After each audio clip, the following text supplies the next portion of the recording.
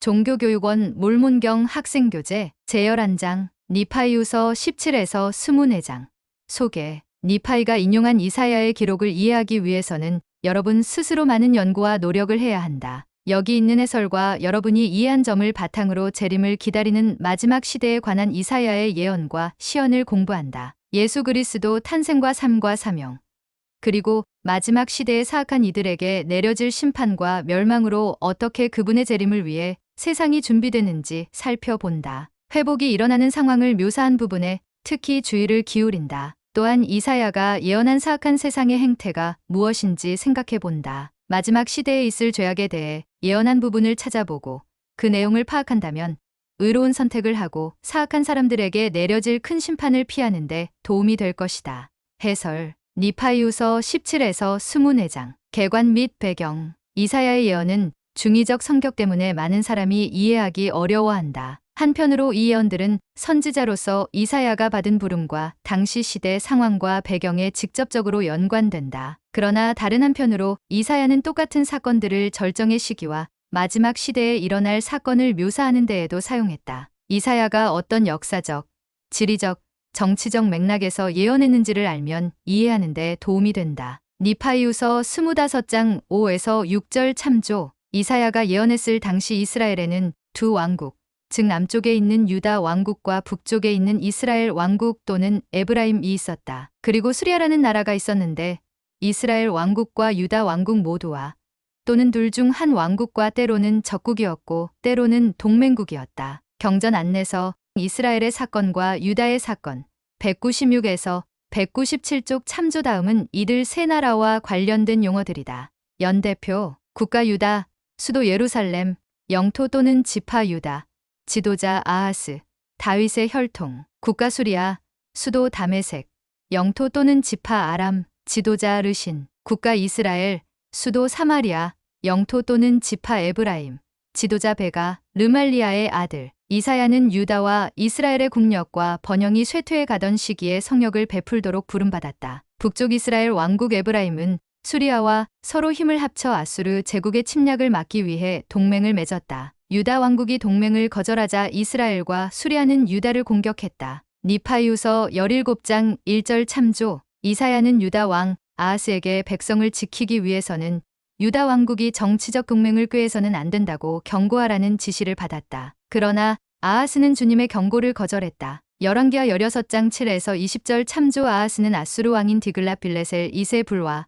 언약을 맺었으며 유다는 수리아와 이스라엘의 위협을 피하기 위해 아수르에 공물을 바치는 속국이 되었다. 그러나 아수르는 작은 왕국들을 서서히 멸망시켰다. 주전 732년에 먼저 다메섹 수리아이 무너졌으며 주전 722년에는 사마리아 이스라엘과 주전 701년에는 예루살렘을 제외한 유다의 모든 성이 차례로 아수르에게 정복당했다. 이사야의 많은 예언과 마찬가지로 그의 시대에 성취된 예언이 한 가지 있었다. 열왕기하 16에서 18장 참조. 이는 고대 이스라엘과 유다의 역사에서 드러난다. 니파이후서 17에서 24장 또한 이사야 7에서 14장 참조.을 각장 소개와 함께 주의 깊게 읽어보면 이사야의 예언이 우리가 기다리는 위대한 사건인 주 예수 그리스도의 재림과 그에 앞서 일어날 심판과도 연관이 있음을 알 수 있다. 12사도 정원회에 들린 H. 옥스 장로는 계속 이어지는 세대와 이 중요한 기록을 이해하는 데 필요한 성신의 역할에 관한 이사야의 예언이 복합적으로 성취되었음을 지적했다. 이사야서에는 수많은 예언이 담겨 있는데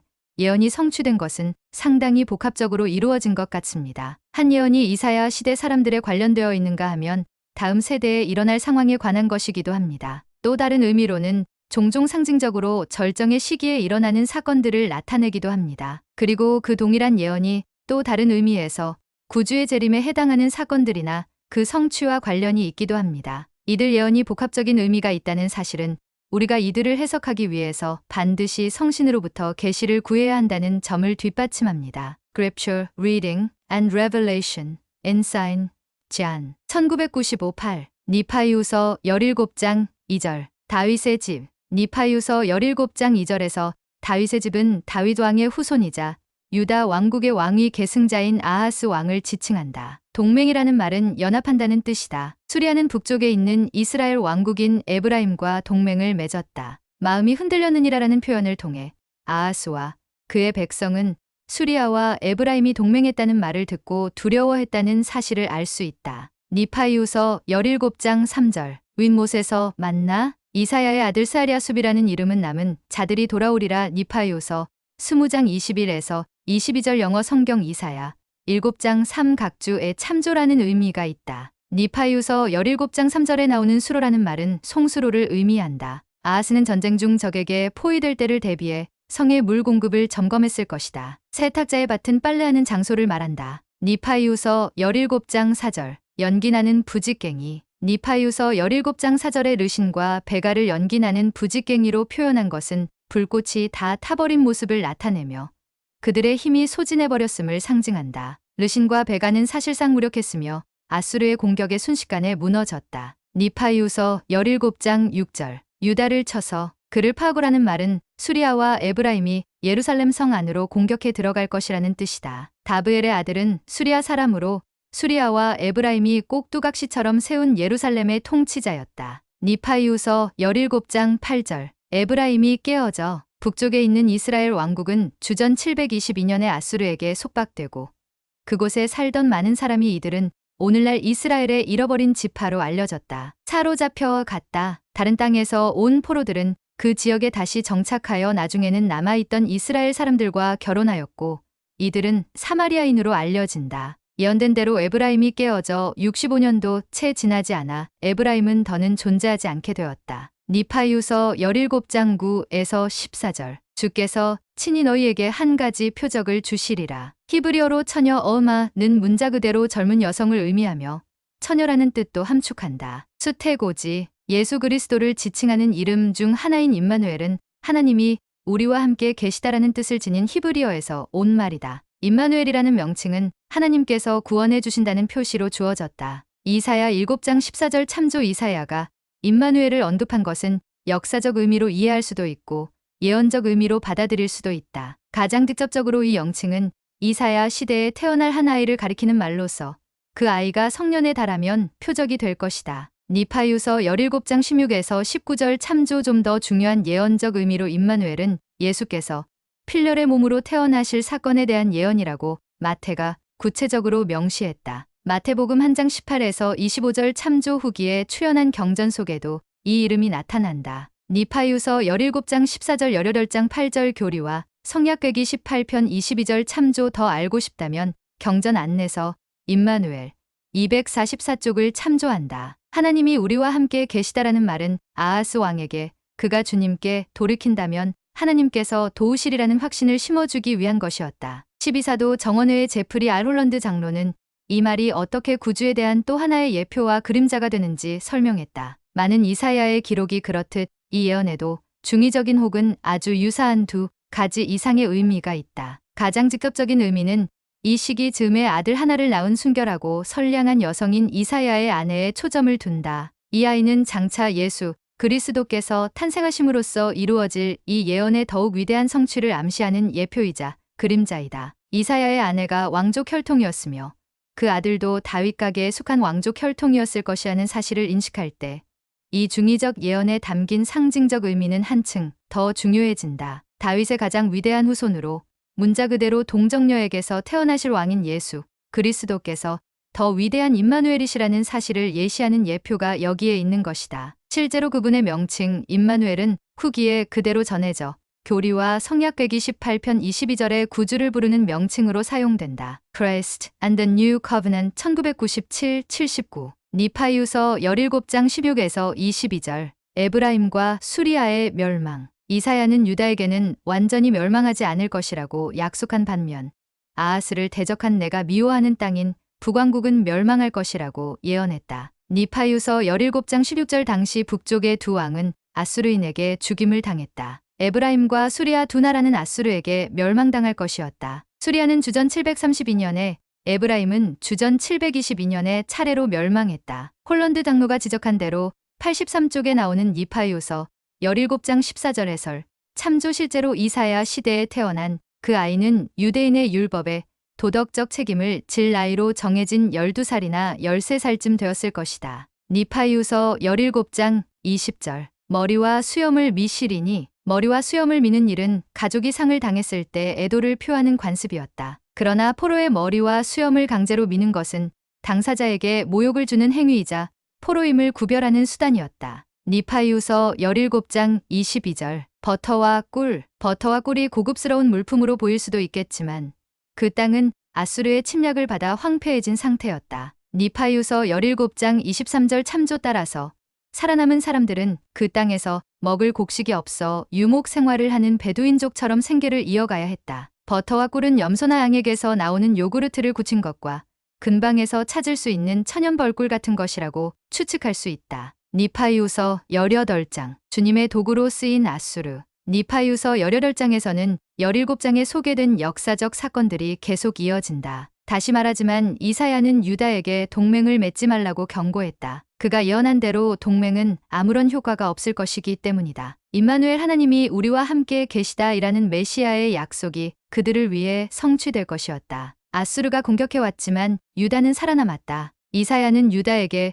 그들이 계시로 받은 계명에서 멀어지게 하는 거짓된 가르침과 관행을 조심하라고 경고하며 자신의 기록을 마쳤다. 니파이후서 18장 1절. 마헬살라라스바스. 이사야의 아들 이름인 마헬살라라스바스는 멸망이 임박했다라는 뜻이다. 니파이후서 20장 6절 참조. 이 이름은 아수르가 이스라엘을 멸망시키러 오고 있음을 상징하는 것 같다. 영어 성경 이사야 8장 1절 각주 참조. 니파이후서 18장 3절. 여선지자라는 말은 이사야의 아내를 지칭한다. 그녀에게도 예언하는 능력이 있었을 것이며 니파이후서 17장 14절에 기록된 예언은 그녀의 아들로 맨 처음 성취되었을 것이다. 니파이후서 18장 4절. 내 아빠, 내 엄마라 할 줄 알기 전에, 그 아이가 내 아빠 내 엄마라 할 줄 알기 전에라는 말은 이사야의 아들 마헬살라라스바스가 2살 정도 되었다는 뜻이다. 주전 732년경에 수리아와 사마리아, 이스라엘 북부 지역이 아수르에게 멸망당했다. 이스라엘은 주전 722년까지는 완전히 정복당하지 않았다. 니파이후서 18장 6에서 7절. 잔잔히 흐르는 실로아 물.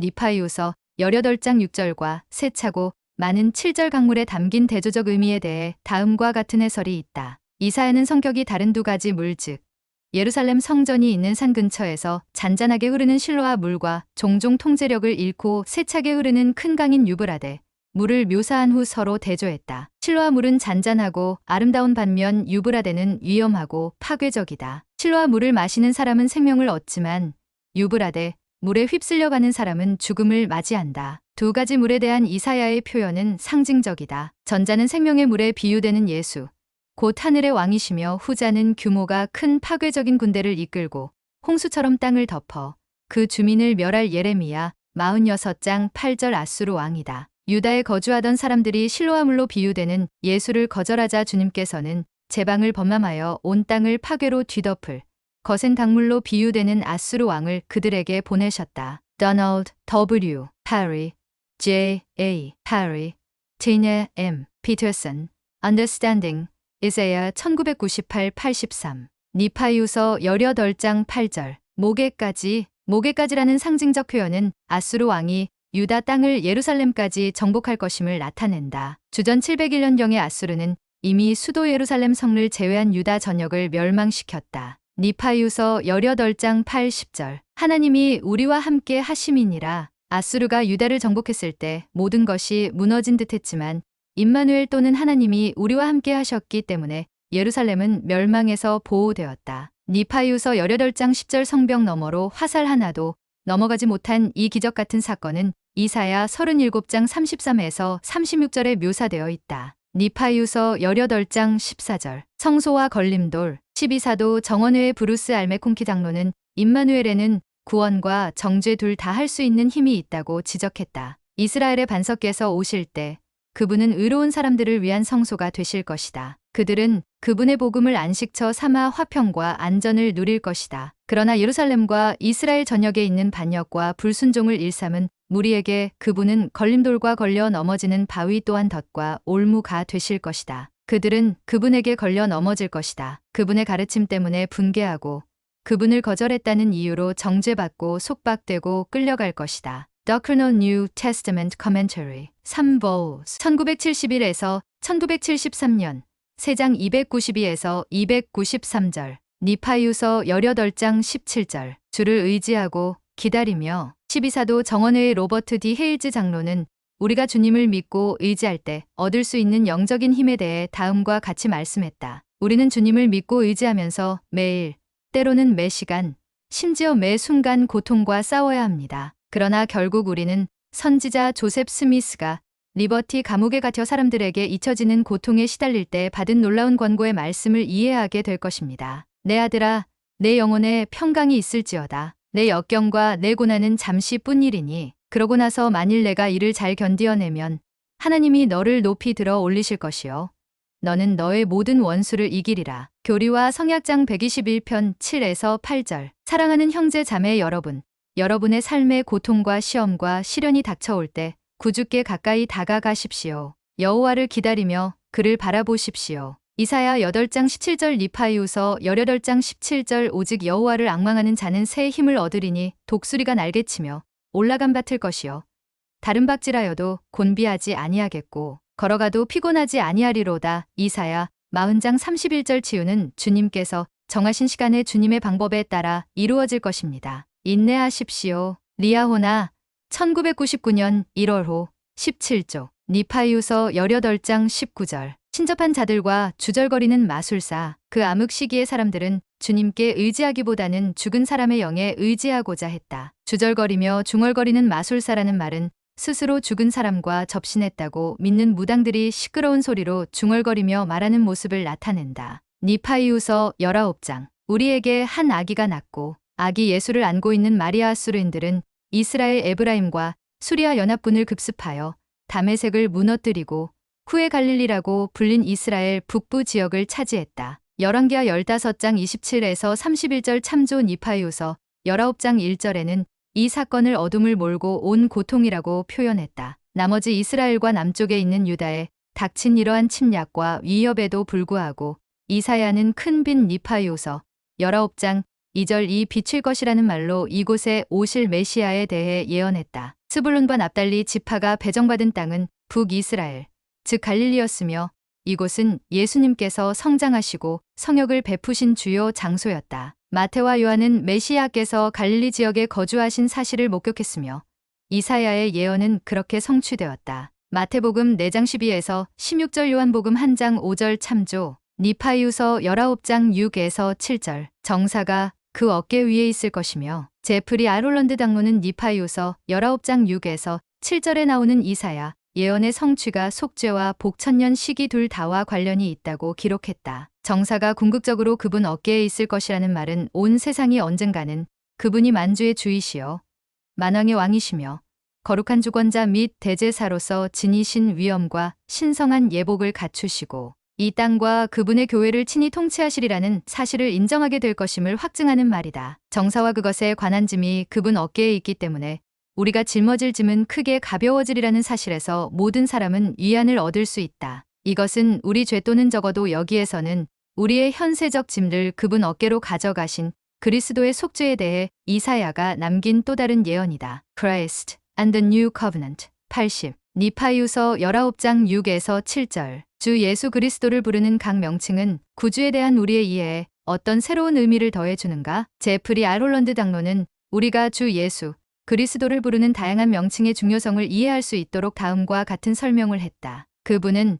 경이로운 모사로서 하늘 심판대에서 우리 마음속 동기를 변호하시는 우리의 중보자요 중재자가 되실 것이다. 일찍이 이사야는 그리고 니파이는 주께서 변호하러 일어서시며 백성들을 심판하려고 서시도다 라고 상기시켰다. 니파이후서 13장 13절 후기 경전에서 이 부분을 읽으면서 우리의 모사여 대변자이신 그분께서 지니신 크나큰 연민을 생각해보라. 아버지께 대한 변호자가 되는 이의 말에 귀를 기울이라. 그는 아버지 앞에 너희 문제를 변호하고 있나니 아르기를 아버지여 아버지께서 기뻐하신 자여 아무 죄도 범하지 아니한 자가 겪은 고난과 죽음을 보시옵소서. 당신 아들의 흘린 피를 보시옵소서. 아버지께서 친히 영광을 얻으시려고 주신 자의 피로소이다. 그러온즉 아버지여 나의 이름을 믿는 이 나의 형제들을 살려 주시옵소서. 그리하여 그들이 내게 나아와 영원한 생명을 얻게 하시옵소서 하느니라. 교리와 성약 45편 3에서 5절. 물론 이사야가 지적한 대로 그리스도께서는 중재자이실 뿐만 아니라 심판자이시기도 하다. 모사이아서 3장 10절 모로나에서 10장 34절 모세서 6장 57절 참조 심판하는 그분의 역할을 이해할 때 우리는 하나님이 친히 그분의 백성을 구속하러 내려오실 것이라고 되풀이한 아비나다이의 말에서 훨씬 더 커다란 의미를 찾을 수 있다. 모사이아서 13장 28절 또한 모사이아서 13장 34절 15장 1절 엘마서 42장 15절 참조. 이것은 마치 하늘의 그 거대한 법정에 앉은 재판관께서 재판대에 선 죄 지은 사람들의 무거운 짐을 다른 어느 누구에게도 대신 짊어지라고 하고 싶지 않았기에 직접 판사복을 벗고 지상에 친히 내려와서 그들이 받을 매질을 몸소 받는 것과 같다. 그리스도께서 자비로운 재판관이시라는 사실은 그분께서 모사여, 중보자여, 변호자이시라는 사실만큼이나 아름답고 경이롭다. 능하신 하나님이라는 말은 하나님의 권능과 힘, 전능하심, 대적할 수 없는 영향력을 나타낸다. 이사야는 그분께서 자신의 백성이 저지른 죄와 범법의 결과를 항상 극복하실 수 있으며 이스라엘 자녀들을 억압하고자 하는 자에게 영원토록 승리하실 것을 보았다. 그리스도상, 영존하시는 아버지는 그리스도께서 무수한 세상을 창조하신 아버지, 부활을 통해 육신의 생명을 회복하시는 아버지, 영적으로 그분에게서 난 아들과 딸들에게 영생을 주시는 아버지이시며 신성한 권세를 위임받아 아버지 엘로힘을 대신하여 행하시는 분이라는 기본 교리를 강조하는 말이다. 모든 사람은 그분에게서 나서 그분의 아들과 딸이 되기를 구해야 한다. 모사이아서 5장 7절 참조. 마지막으로 평강의 왕이라는 표현에서 우리는 장차 왕께서 오실 때는 인간의 마음이나 세상 여러 민족 사이에 더는 전쟁이 없으리라는 사실에 기뻐한다. 이 왕은 평화로운 왕이자 예루살렘이 될 도시인 살렘의 왕이다. 그리스도께서는 시대를 불문하고 필렬의 상태에서 그분을 받아들이는 사람들에게 평안을 주실 것이며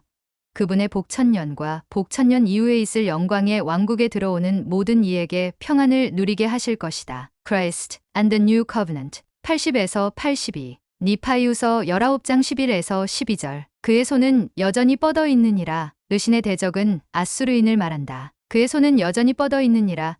이는 대부분 의로운 진노를 표현하는 말이지만 다른 곳에서는 자비의 손길을 뜻하기도 한다. 니파이후서 28장 32절 야곱서 6장 4에서 5절 참조 니파이후서 19장 18에서 19절 불을 지필 뗄감 니파이후서 19장 5절에 나오는 피 묻은 전쟁 갑옷은 큰 빛 2절 이 가져다 주는 기쁨과 평안을 준비하기 위한 불의 연료이다. 이와는 반대로 18에서 19절에 나오는 불을 지필 뗄감은 그들의 형제조차도 아끼지 않을 정도로 어둠 속에 거하는 사람들과 그 사악함을 의미한다. 니파이후서 20장 아수르에게 내려진 하나님의 심판 아수르인이 이스라엘과 유다를 대적해 승리하도록 허락되기는 했지만 그들 역시 불의했기 때문에 하나님의 심판을 받았다. 니파이후서 20장에는 아수르의 운명에 관한 예언이 담겨 있으며 이 예언이 어떻게 성취되었는지는 역사를 통해 알 수 있다. 이사야는 아수르가 펼친 몇 가지 성공적인 군사작전을 언급했고 9절 참조 결국 유다를 침략해 승리하리라고 예언했으며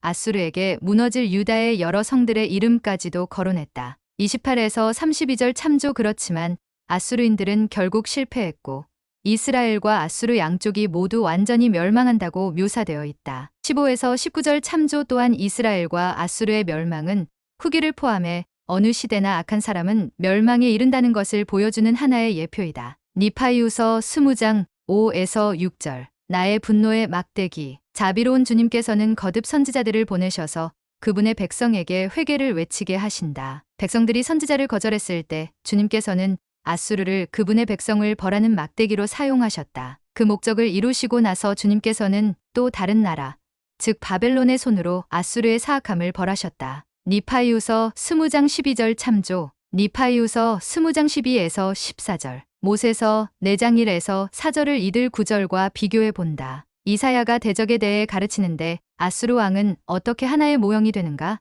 니파이후서 20장 12에서 15절 도끼가 자기를 자랑하겠느냐? 주님께서는 아수르가 자루를 쥔 주인에게 자기를 자랑하는 도끼와 같다고 비유하셨다. 도끼 아수르는 스스로 힘을 발휘할 수 없으며 그의 통치는 끝날 때가 되었다. 니파이후서 20장 16에서 19절 악한 사람들은 하루 사이에 멸망할 것이다. 이사야는 아수르의 멸망을 재림 때 있을 사악한 이들의 멸망을 나타내는 예표와 투영으로 사용했다. 브루스 알메콩키 당로는 이 구절을 읽는 이들에게 재림의 맥락과 어떻게 연관시켜 이해해야 할지를 가르쳤다. 이사야는 재림에 대해 이렇게 말했다. 이스라엘의 빛은 불이 되고 그의 거룩하신 이는 불꽃이 되실 것이니라. 하루 사이에 그의 가시와 찔레가 소멸되니라. 또한 포도원을 정화하는 불타는 날에 대해서도 언급했다. 그 불로 숲과 기름진 밭의 영광이 전부 소멸되리니. 그리고 이렇게 기록은 계속된다. 그의 숲에 남은 나무의 수가 희소하여 아이라도 능히 계수할 수 있으리라.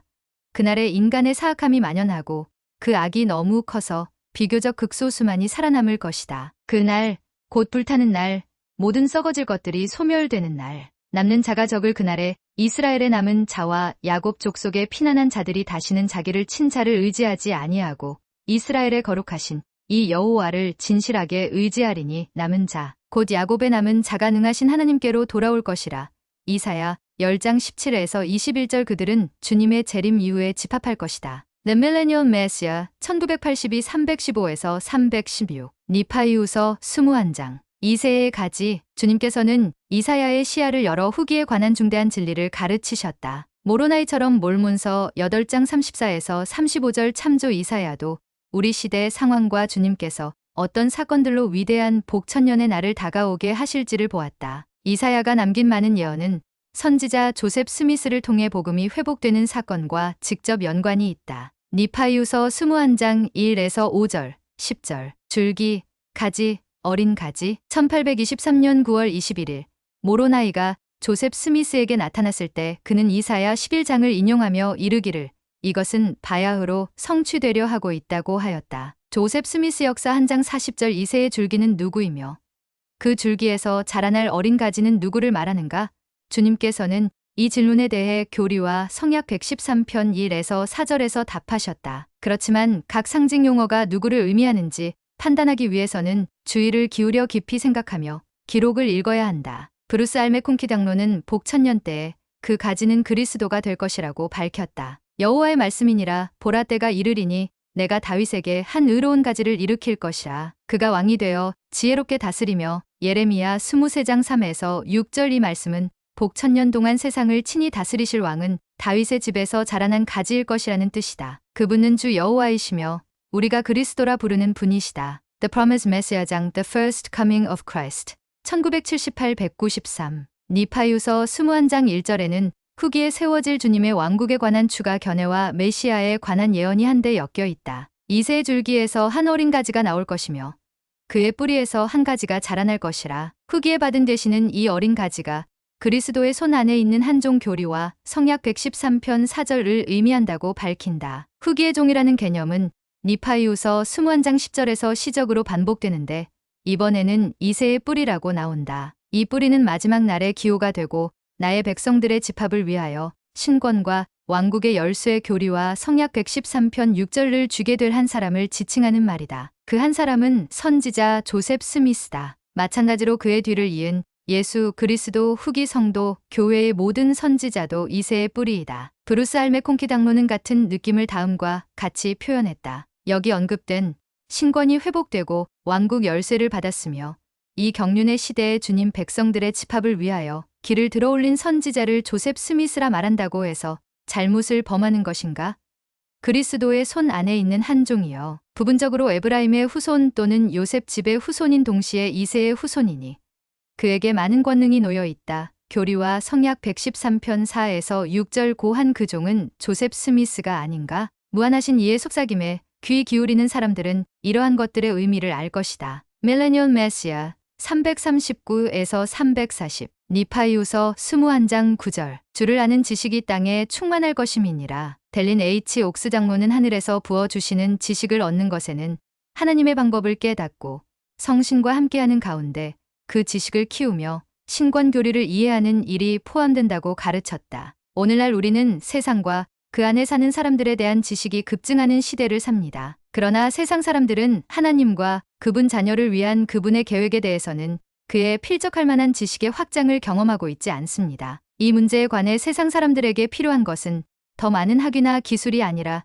더 많은 의로움과 계시입니다. 장로 선교사들 저는 여호와를 아는 지식이 세상에 충만할 것임이니라.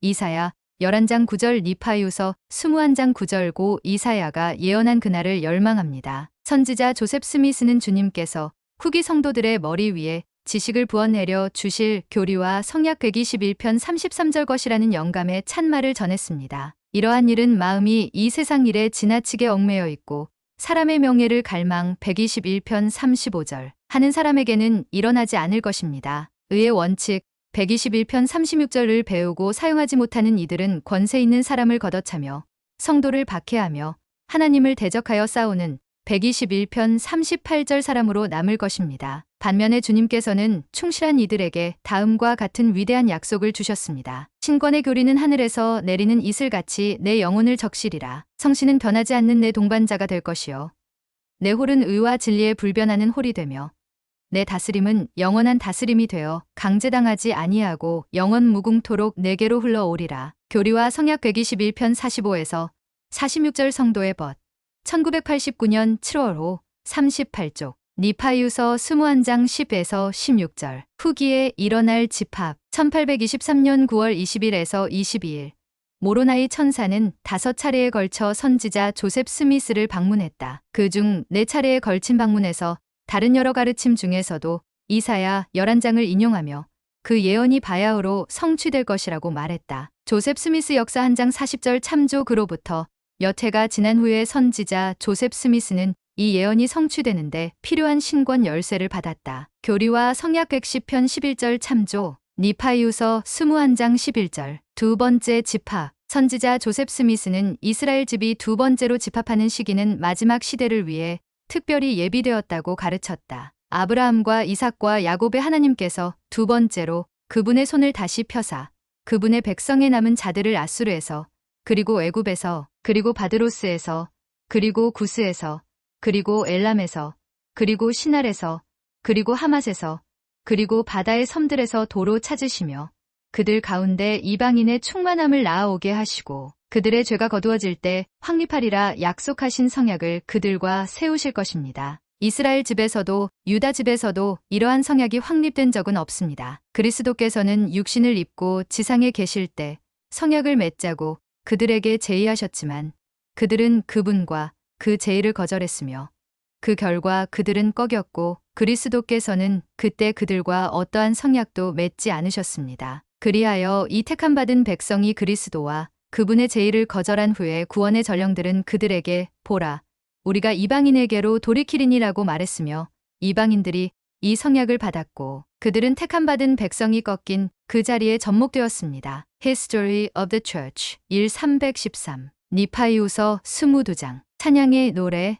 니파이유서 22장에는 복천년에 있을 감사와 찬양을 담은 두 찬가가 실려 있다. 이 노래에는 사람들이 주님을 받아들이고 그분을 찬양하며 그분의 축복을 누릴 것이라는 위대한 약속이 담겨 있다. 그때는 모든 사람이 서로를 위해 간증과 감사와 사랑을 나눌 것이다. 후기 성도 찬송가 48장에 나오는 주는 나의 빛이라는 노래는 이사야 12장 2절에 나오는 표현에 바탕을 둔다. 니파이유서 22장 3절 구원의 우물들에서 물을 기르리로다. 12사도 정원회의 조셉 비워스린 장로는 생수의 근원이 누구를 일컫는지 밝혔다. 주님께서는 진리에 대한 갈증으로 목말라 하는 이들에게 불타는 갈증을 해소해 줄 생수를 주십니다. 그분은 우리가 그들에게 경전과 선지자의 말씀을 전하여 충만한 복음을 제공하고 회복된 복음 진리에 관한 간증을 전하여 그들의 갈증을 해소시켜 주기를 바라십니다. 그들이 복음 지식이 든 잔을 마시면 하나님 아버지의 위대한 행복의 계획을 이해하게 되어 갈증이 해소될 것입니다. 성도의 벗 1995년 7월 호 19쪽 니파이유서 23장 바벨론의 멸망 이사야는 바벨론의 멸망과 그 고귀함이 무너지는 모습 그리고 백성들에게 보편화된 사악함을 생생한 시연으로 보았다. 하나님께서는 여러 세력을 모아 바벨론을 멸망시키라고 명하셨다. 니파이유서 13장 2에서 6절 참조 주전 538년 고레스 대왕이 이끄는 메대와 바사 연합군이 유브라데 강을 두구로 막고 강바닥으로 진군해 와서 바벨론 성벽 아래에 이르러 성을 탈환하고 그 제국을 무너뜨린 일이 그 명령에 대한 응답이었다. 영적인 의미에서 바벨론이라는 용어로 비유된 표현을 생각해 볼 때 이 사건의 의미는 더욱 명확해진다. 이사야 역시 자신의 예언에서 바벨론이라는 용어를 마지막 시대에 세상 전반의 영적 상태를 나타내는 말로 사용했다. 하나님께서 주신 명은 거룩하게 된 자들 니파이유서 23장 3절인 후기의 성도들이 함께 모이고 하나님과 연합하여 세상의 악 바벨론을 물리치라는 명령이다.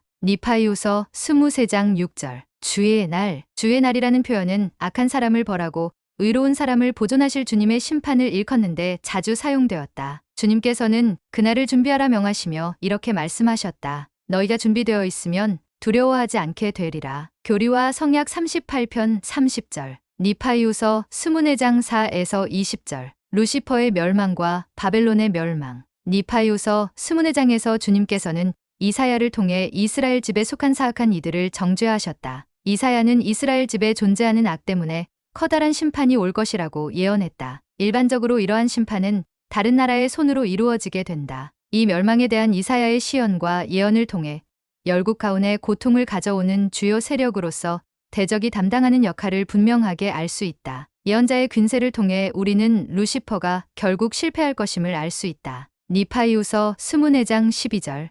루시퍼. 성경과 몰문경에서 루시퍼라는 이름이 사용된 곳은 이사야 14장 12절과 니파이후서 24장 12절밖에 없다. 교리와 성약 76편 25에서 28절에서 우리는 루시퍼 빛을 품은 자라는 의미가 전세에서 사탄의 이름이었음을 알 수 있다. 하나님을 대적하여 모반하였으므로 사탄은 하나님 앞에 권세를 지닌 25절 자였던 위치에서 떨어져 멸망이라 불리 26절게 되었다. 이사야는 루시퍼의 교만과 그가 하늘에서 떨어진 일 니파이후서 24장 12에서 19절 참조을 바벨론의 야망과 궁극적인 멸망 4절 참조을 나타내는 예표로 삼았다. 바벨론과 그 통치자들에 대한 이사야의 설명은 또한 복 1000년 동안 사탄이 결박되어 열국에 대해 아무런 힘도 행사하지 못할 그날을 암시하는 예표와 투영이다. 사탄은 복 1000년 이후 잠시 풀려나겠지만 결국은 필렬의 땅의 역사가 끝남과 동시에 모든 권능을 잃을 것이다. 사탄과 멸망의 아들은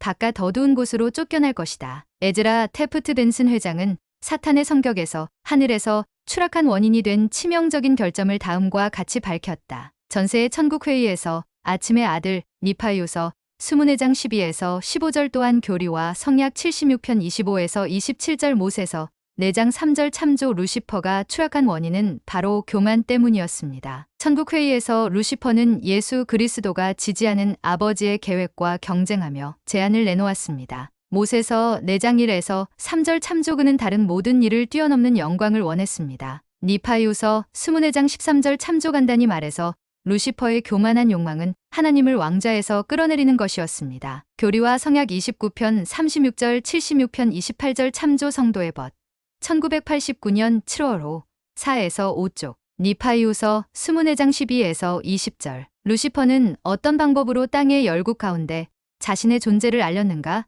루시퍼가 한 행위는 어떤 결과를 낳을 것인가? 생각해 볼 점. 니파이후서 17에서 19장을 공부하면서 예수 그리스도의 삶이 어떤 면에서 마지막 날에 이룰 핵심 목적이 되는지를 살펴본다. 마지막 시대의 심판에 관한 이사야의 경고 중 여러분에게 가장 의미 있는 것은 무엇인가? 재림은 어떤 면에서 크고도 두려운가? 재언 과제. 여러분이 이사야를 인용한 이 장들과 그 해설을 주의 깊게 읽고 공부했다면 이제 후기 성도로서 여러분에게 의미가 있고 오늘날 우리 세상에 적용할 수 있는 가장 중요한 예언적 통찰은 무엇이라고 생각하는지 따로 종이를 준비해서 적어본다. 다음에 나오는 각 성구에서 주요 주제를 찾아본다. 니파이후서 17에서 18장, 니파이후서 19장, 니파이후서 20장 12에서 19절, 니파이후서 21장 10에서 14절, 니파이후서 22장, 니파이후서 23장, 니파이후서 24장.